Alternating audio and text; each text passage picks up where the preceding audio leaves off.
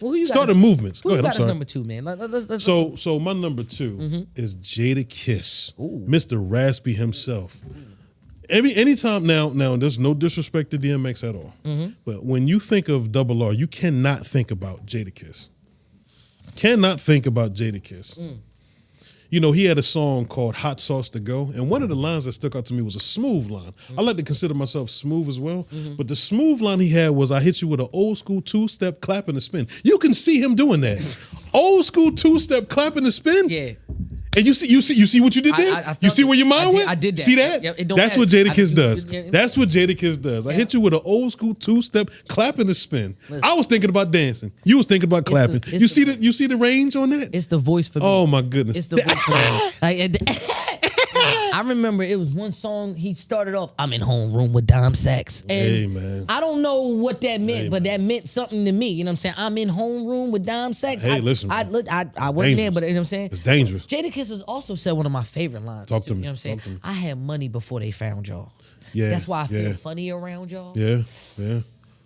See, if you got money before you actually in it, that means you're not even in it for the money. That means you just want to rap. So now you understand. You understand my ride here. You understand. You know, if everything goes according to plan, excuse me, I'm sorry, when everything goes according to plan, and when we make the money we're gonna make, I'm still gonna feel original. Wonder why? Because I had all this before everybody else did. Hey, look, I had everything else before everybody else did. That ain't a bad idea. And listen, shout out to my brother Bees, because I asked him who was his top 5, and he threw me off because he said Jadakiss. He said Jason Voorhees, and then he said a name that threw me off, cause I'm like, what? He said, Jason Phillips. I was like, Jason Phillips. I ain't never heard of that. Who's that? Is that Jason Derulo or like what? He said, nah, that's government. That's government. That's that man government. You know what I'm saying? Yeah. Listen, look. Not only is Jadakiss a worthy opponent, and I feel for you. You know what I'm saying? I love him to be on your list. Yeah. Unfortunately, he is not on my list. He is not on my top 5 dead or alive. But he does have an album that's top 5. I got nothing but love and respect. He a hot 6. He's a hot 6 for me. I'm just saying though. I mean, the fact of the matter is that you had all this information about Jadakiss. You quoted some lines. I did. You finished them lines, by the way. Yeah. You know, kudos to you. You're doing good, brother. You're doing good. You're doing good. Why is he not on your 5 at all? Well, the reason why he's not on my 5, and it's compared to the other people that are on there, when it comes to replay ability, when it comes to any mood, any setting, any time that I'm feeling a certain type of way, Kiss has always had great features. Kiss has always had great verses, and shout out to my brother, good Lord, and congratulations on that new baby. You know what I'm saying? You know, Godfather coming through. Congratulations, but Lord had a challenge, so I'm gonna put this out here for the Lord challenge. Name me one Jadakiss verse that was trash. I got $100 for you if you tell me that there's one Jadakiss verse out there that's trash, and it's gonna be kind of hard. Keep that $100. You can even get it with the blue band because it ain't gonna get broke. Yeah. You know what I'm saying? Ladies and gentlemen, accept this challenge if you will too, because I'll be waiting too for a bad Jadakiss line, which I'm not gonna find. Debate that. I'm also willing to debate my number 2 though. Please. The reason why I don't have Jadakiss on that list is because there's just certain things that it was cool. Yeah. One of the favorite first albums that I purchased on myself was Kiss the Game Goodbye. And he's not on your list at all? He's not on my list. But my brother had this album, right? My brother had this album. Who's your brother, by the way? He's you know what I'm okay, go ahead. My brother who's heavily influenced my musical path, like as far as like what I like to listen to. So for this next choice, for number 2, for my number 2, blame my brother. You're gonna have to blame my brother for this, because it was this album that made me a super duper fan of my number 2. Today's episode is brought to you by Hauler's Haven, revolutionizing the truck driver's experience at every stop. Make sure you follow the website at haulershaven.com and follow on all social media platforms, and make sure you use that hashtag Safe Stops Ahead. My number 2 is that white boy know how to rap. My number 2 is going to be none other than Eminem. What's that? Once I heard Marshall Mathers LP, what's that? When I heard Kill You, when I was just a little baby boy, my mama used to tell me these crazy things. Come on, like I just want to let you know.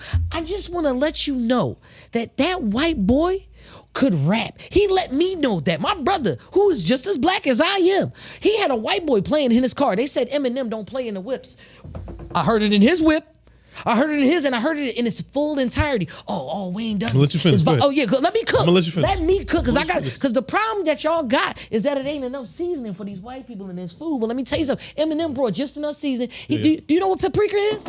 Go ahead, take that watch off. Go ahead. You want to get comfortable. Go ahead. Because the boy Eminem can not only rap then, he was rapping like that in '99. He was rapping about having mental issues and having problems in '99. Nobody was coming out there to help him. Then nobody come out there and save him. He had to relapse himself. He had to do them drugs himself. Not to mention, he done had the Recovery album, which is one of his slept on and one of my favorite Eminem albums, because Marshall Mathers LP is a classic album. But when we talk about fire material, when we talk about Eminem features, I said with Wayne, when you hear that lighter flick, your best option is to go first when you got Eminem on the track. And do I gotta even remind you the song Renegade?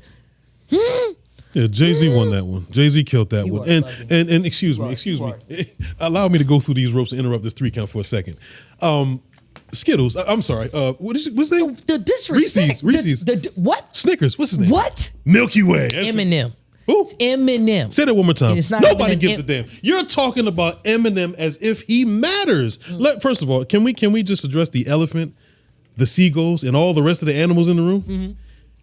Would Eminem? Yeah, see, because you can't even get it right. Right, because nobody gives a damn about Milky Way. But the point I'm making is, will anybody care about Eminem if he was black?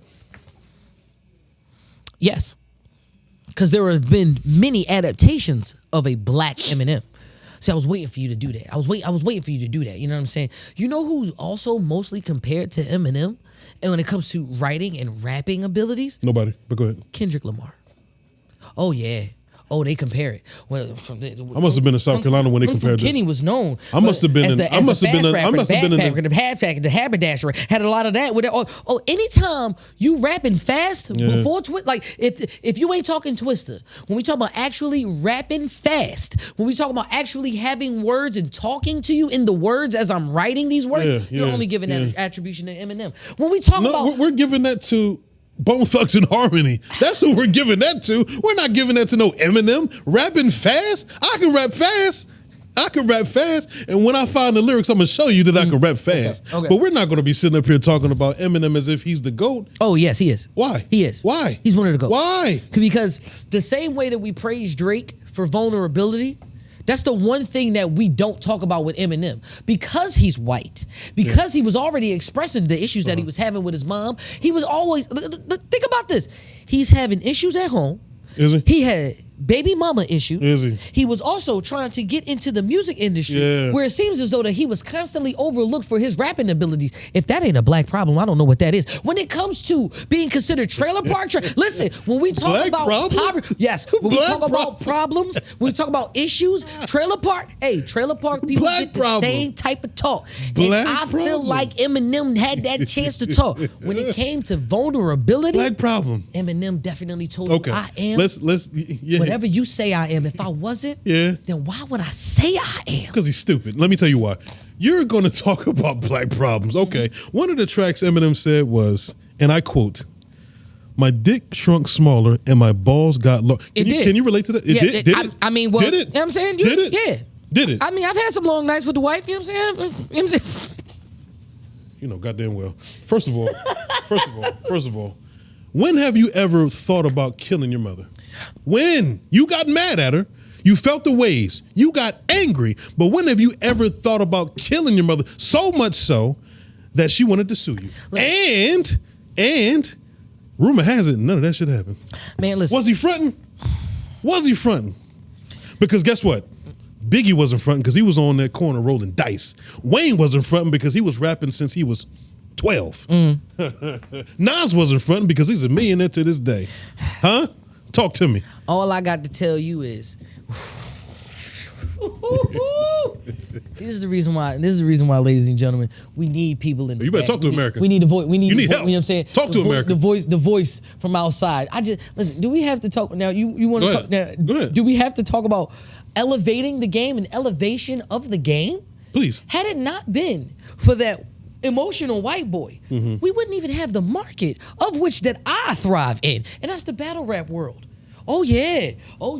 Was you thinking about battle rapping when was Nas thinking about battle rapping when it was Jay-Z in the ether? Nobody was thinking about the battle raps at that time. No. When Biggie was out there on that street corner, we're Brooklyn there. We're Brooklyn. Yeah, when he was out there on the store, he was battling, but it wasn't on the forefront. That white boy said, you know what? It's something there. Let's make a movie about it. Ooh, let's make a movie about it. And not only that, you talking about the emotional side of it, of him with his mama. He even put the mama problems in the movie. He gave you a film adaptation about what was going on in his life. And all of the bars that he rapped in the movie, those were his. Those were all. Nobody scripted that. Nobody wrote that. Ain't nobody put that down. Ain't nobody. They said, hey, Marshall. Yeah, we don't have a segment for this. We just need. It's just gonna say Marshall starts rapping. B Rabbit just starts rapping. And you know what he did? He started smoking. And do we have to talk about actual features on that white boy? We ain't got to talk about it. We don't have to talk about it. He not only pushed forward rap and hip hop himself. Yeah, he pushed forward rap and hip hop himself. You know who else? You know who else that white boy found? One of the most dangerous hip hop artists in America. One of the most, a gentleman who got shot 9 times.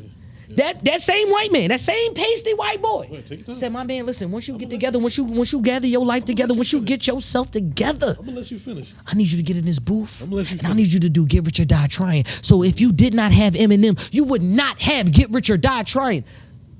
We talking about influences, right? Yeah. Come on, man. You finished? Yeah, I'm good. You done? I'm good. I think I'm good. You sure? Okay.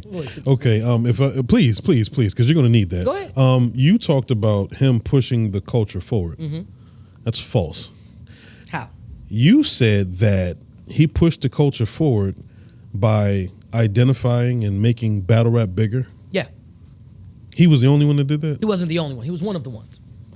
Oh. He was one of them. Oh. Put it on the forefront. I tell you what, the people that was in there, hey. People don't, when people say battle rap, they're only thinking about 8 Mile. If you were to talk to any regular person that's not in the battle rap world, and if I told you, hey, what I do is I talk about battle rap, like 8 Mile. It's like, hey, when I think of cereal. Who's saying that? When I think of cereal. Who's saying that? Yeah, I better have some goddamn milk. So when you talk about battle rap and how it came about and the origin and why it's on the mainstream platform. We're going to talk about it. We're going to pinch the people and let them know that they're not dreaming. Okay. These people that asked you, are you talking about 8 Mile? Yes. What color were they? The people that are, they black. Black people. Because black people watch that movie too. I'm not saying that they didn't. Other than Soul Plane, 8 Mile was heavily bootlegged. Other than Friday, Soul Plane 8 Mile was heavily bootlegged. Soul Plane and Friday was way better than 8 Mile. I mean, but I'm just saying, we're talking about heavily bootlegged. Listen, 8 Mile was bootlegged just as much as American Gangster was. Clear copy. You's a damn lie. I'm trying to tell you. Listen, you can't. Your feather dust and pixel dust ain't gonna work on me. All right. All this foolishness that you're talking about Skittles, I'm not having it. I'm not going to sit up here and have you convince the fans, my beautiful people, that 8 Mile or Eminem is the reason why he pushed the culture forward. He pushed the culture forward because he was in the right space, in the right time, in the right complexion. Let's talk about it. Let's talk about it. Did you already get your number 2? Because you doing a lot of hating on my number 2. Hey. Did you get your... Hey. Sounds like a lot of hate over here, sir. Hey. You know what I'm saying? Hate. You got a lot of hate. It's a lot of hate in your blood. You know what I'm saying? You know, when you talk about real things, people want to confuse it with hate. I'm telling the truth. I'm out here doing God's work. What are we doing right now? What are we doing right now? We're calling it how we see it. Okay. If I gotta call it how I see it, you bugging. If you can't safely put Eminem in your top 5 when it comes to transcending and actually putting on, I'm safely disagreeing with you. I'm safely disagreeing with you. If it wasn't for Dr. Dre signing Eminem, we wouldn't have 50 Cent. We wouldn't have Aftermath. We wouldn't have the second half, the second wind of Dr. Dre's whole career if it wasn't for finding that man. Yeah. Huh? So they were asking for Dr. Dre in his second win before this pasty white man came along. You know that, right? But he didn't know where he was about to go. He didn't know what he was about to do. Isn't that a luxury to have? I mean, when you don't know where you're going, but you're still relevant. So he didn't need Eminem. He didn't need him. Damn sure helped. And yeah, of course. I mean, listen, if I had a person that was on my team that was not the same color as me and he was a star, I'm going to take all the accolades too. Listen, I need that too. Yes, I need all that. Yes. Listen. Yes. And ladies and gentlemen, I'm not racist by any stretch of the imagination. Oh yeah, absolutely not. I love everybody. We're talking about rap and we're talking about the impact that he did not have. We're talking about the fact that he just showed up and he took over because of who he was and who he looked like. Okay. All right. So because of the fact that he